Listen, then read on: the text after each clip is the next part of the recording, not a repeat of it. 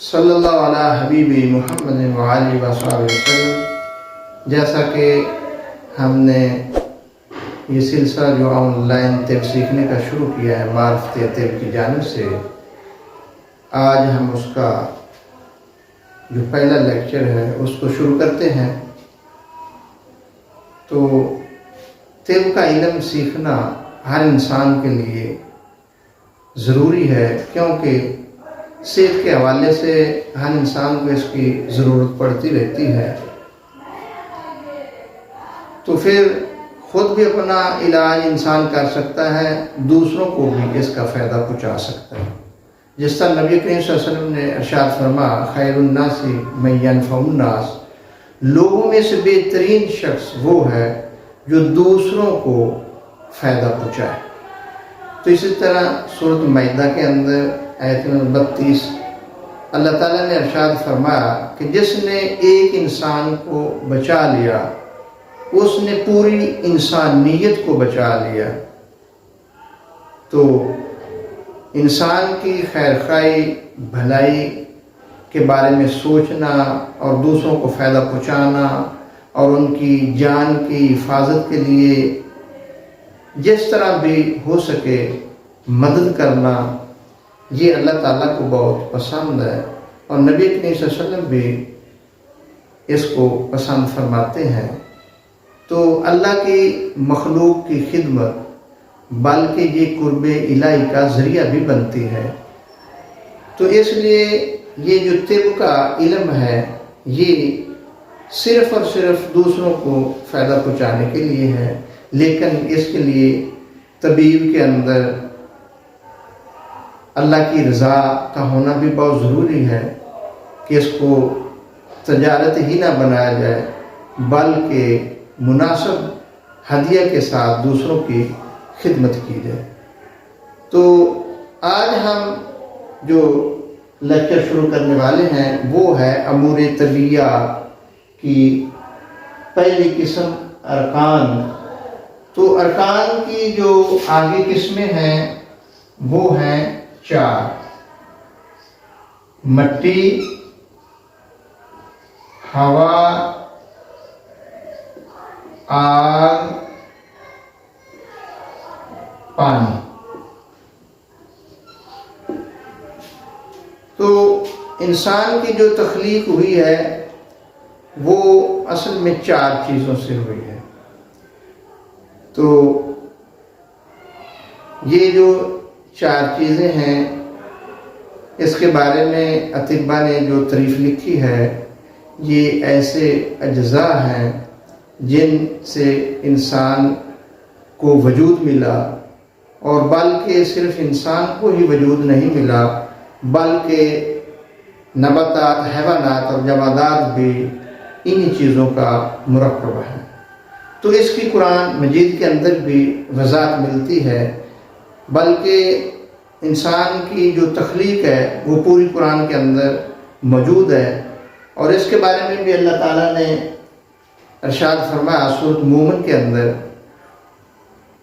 مٹی کے بارے میں، هو الذی خلقکم من تراب، وہی ذات ہے جس نے انسان کو مٹی سے پیدا کیا۔ اور پھر سورۃ الفرقان کے اندر فرمایا هو الذی خلق من الماء بشرا، وہی ذات ہے جس نے انسان کو پانی سے پیدا کیا۔ پھر آگے سورۃ الرحمن کے اندر فرمایا خلق الانسان من صلصل کالفخار، کہ انسان کو ٹھیکری کی طرح بجتی ہوئی مٹی سے پیدا کیا گیا۔ تو پھر آخر میں فرمایا ثم سواه ونفخ فیہ من روحہ، کہ اس کے اعضاء کو درست کرنے کے بعد اس میں اپنی روح پھونکی۔ تو یہ 4 چیزیں قرآن سے ثابت ہوئی کہ اللہ تعالیٰ نے مٹی لی اور مٹی سے پھر پانی کے ساتھ مکس کیا گیا، تو پھر یہ ایک گارے کی شکل اختیار کر گئی۔ تو اس کے بارے میں پھر آگے پھر اللہ تعالیٰ نے وضاحت فرمائی سورۃ الانعام کے اندر हुवल्लज़ी खलक़कुम मिन तीन, कि मैंने इंसान को तीन से पैदा किया, यानी इसका मैंने भी मिट्टी है, तुराब का मैंने भी मिट्टी है और तीन का मैंने भी मिट्टी है। तो असल में ये जो तुराब है ये खुश्क मिट्टी है, तीन जो है ये जब खुश्क मिट्टी और पानी को मिक्स किया गया तो फिर ये तीन की शक्ल इख्तियार कर गई, एक गारे की शक्ल में ये बन गई। तो इसका भी जिक्र अल्लाह ताला ने इस स्टेप को भी आगे बयान कर दिया। तो फिर इसके बाद ये जब गारा अपनी खुशी की तरफ बढ़ा, यानी इसके ऊपर यानी हरारत इसके अंदर डाली गई, तो फिर ये पाक ठिकरी की तरह ये गारा शक्ल इख्तियार कर गया।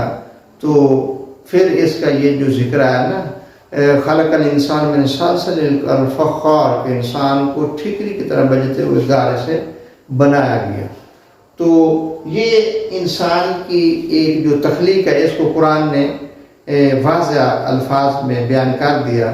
तो ये चीज़ साबित हुई कुरान से कि इंसान की तख्लीक चार चीज़ों से की गई है।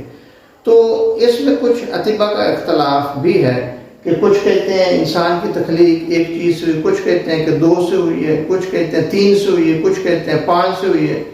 तो ये जितने नज़रियात हैं ये अकली नज़रियात हैं, और कुरान की रोशनी में देखा जाए, इस्लाम की रोशनी में देखा जाए तो असल में जो नज़रिया कुरान ने हमें दिया है वो ही हकीकत पर मबनी है। जिस पाक ज़ात ने इंसान को बनाया है उसकी तख्लीक के बारे में भी कुरान के अंदर वज़ाहत फरमा दी है। तो फिर इसके अंदर मज़ीद सोचने की गुंजाइश नहीं कि कुरान के अंदर जो चीज़ आ जाए तो जो इस्लाम चीज़ हमें दे दे फिर बस उसके ऊपर यकीन करना ज़रूरी होता है। तो इसलिए हमारे जो अतिबा आज से 800 साल पहले हो गुजरे, उन्होंने भी ये कुलियात लिखी, इब्न रुशद इब्न सीना ने ये कुलियात लिखी हैं और उसके अंदर भी चार चीज़ें ही साबित की गई। बल्कि इलाज करने का जो दिल के अंदर इलाज का नज़रिया है वो भी इलाज भी ज़िद है। तो इलाज भी ज़िद भी असल में चार चीज़ों से ही बनेगा। जब चार चीज़ें होंगी तो वो एक दूसरे की भी ज़िद होती है, तो फिर इलाज सही तरीके से। अगर इसको तीन माने तो भी ज़िद नज़रिया नहीं बनता, दो माने फिर भी नहीं होता, फिर पाँच इसको जाने तो फिर भी ये नज़रिया जो है इलाज का वो ठीक नहीं रहता। तो जो नज़रिया इलाज का कुरान हदीस से साबित है और इसकी तख्लीक जो है वो कुरान हदीस से साबित है, हमें उसके बारे में पढ़ना होगा, उसके बारे में रिसर्च करनी होगी, उसके बारे में फिर इलाज तजवीज़ करना होगा।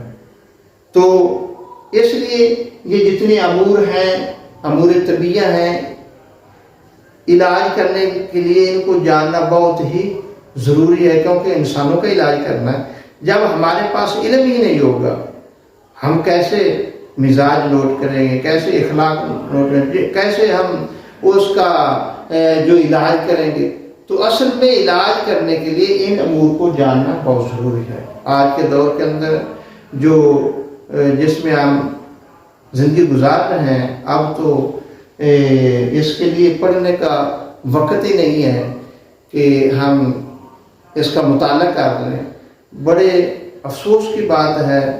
और जब तारीख़ दिल को पढ़ें तो उन हस्तियों मुसलमान साइंसदानों का ज़िक्र पढ़ें तो तबीयत को तस्कीन मिलती है कि जिस दौर में पैदल सफ़र होता था, जिस दौर में कंप्यूटर नहीं था, तो उस वक़्त उन अतिबा कराम ने अपने दौर के अंदर 200, 500, 1000 किताबें लिख दी, और सिर्फ कलम दुआत के साथ। और फिर उनका मुताले का जो ज़ौक़ था, इब्न सीना के बारे में पढ़ रहा था कि उन्हें एक रात एक लाइब्रेरी में जाने का मौका मिला, तो बहुत बड़ी लाइब्रेरी थी।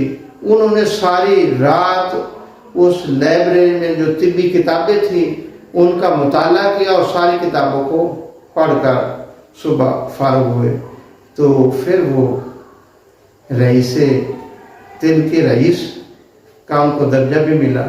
تو اگر آج بھی ہم طب کا ذوق رکھتے ہیں، شوق رکھتے ہیں، تو پھر طب کا مطالعہ کریں، طب کو سیکھیں، پھر آگے انسانوں کی خدمت کریں، تو انشاءاللہ اس کا دنیا میں بھی فائدہ ہوگا، آخرت میں بھی اس کا اللہ تعالیٰ اجر عطا فرمائیں گے. دعا اللہ پاک ہمیں طب سیکھنے کی توفیق عطا فرمائے.